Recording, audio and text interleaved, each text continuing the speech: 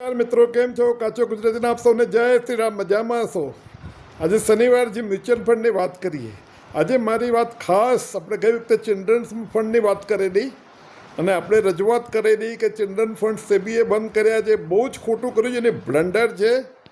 અને આપણી સાથે કાચો ગુજરાતીએ તો રજૂઆત કરી, પણ ઘણી બધી સંસ્થાઓએ રજૂઆત કરી.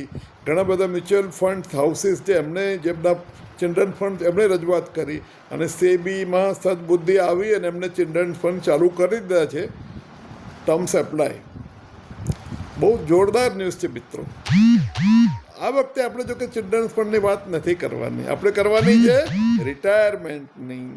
માણસ 58 વર્ષે રિટાયર થાય કે 60 વર્ષે થાય કે 55 વર્ષે થાય કે વોલન્ટરી રિટાયરમેન્ટ થોડું વહેલું લે, એનું જે પણ કોર્પસ ભેગું થયું હોય મ્યુચ્યુઅલ ફંડથી, પીએફથી કે કોઈ પણ ફંડથી, એનું ગ્રેજ્યુએટીથી 1 કરોડ રૂપિયા બધી છૂટા પાડી દે અને 5-6 મ્યુચ્યુઅલ ફંડમાં રોકી દે જે 12-15% રિટર્ન આપે. આપણે 15 થી 20ની બી જરૂર નથી, 12-15% રિટર્ન આપે. એટલે 1 કરોડ રૂપિયા તો જો 12% રિટર્ન આપે તો અમને 12 લાખ રૂપિયા વ્યાજ મળશે અને રિટર્ન મળશે અને 15% આપે તો 15 લાખ મળશે. દર મહિને તમે 1-1 લાખ રૂપિયા કઢાવતા જાઓ. તમે જીવો ત્યાં સુધી 1-1 લાખ રૂપિયા વાપરો એમાંથી દર મહિને.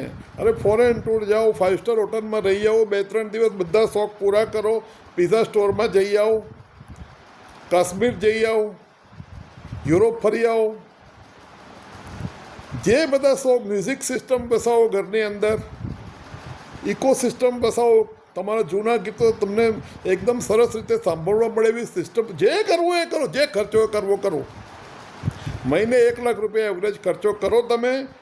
તમે જો 60 થી 70ની આજુબાજુ જો તમારું મૃત્યુ થાય તો તમે 2 થી 3 કરોડ રૂપિયા હજી છોડીને જશો. 80 પછી મૃત્યુ થાય તો 5 કરોડ છોડીને જશો મિત્રો. એટલી બધી તાકાત છે મ્યુચ્યુઅલ ફંડના કમ્પાઉન્ડિંગની. અરે જલસા કરો. ઇવન તમે પહેલા વર્ષે 1 લાખ લીધા તો બીજા વર્ષે 1,10,000 બી લઈ શકો. 10%નું ઇન્ફ્લેશન બી તમને આપો છો, બહુ ઓછો ફરક પડશે એની અંદર.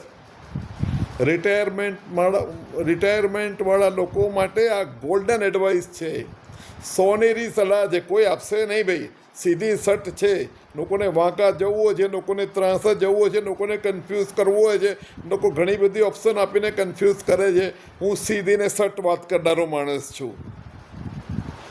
જો તમને કન્ફ્યુઝન હોય કયા 5-6 ફંડમાં રોકવા તો મારા જૂના વિડીયો જોઈ લેજો. મ્યુચ્યુઅલ ફંડ પર છે જ. હજી બી કન્ફ્યુઝન હોય તો મને ક્વેશ્ચન બેંકમાં પૂછજો તો હું જવાબ આપી દઈશ મિત્રો. સીધી ને સટ વાત. સમજી ગયા? Thank you so much. So nice of you.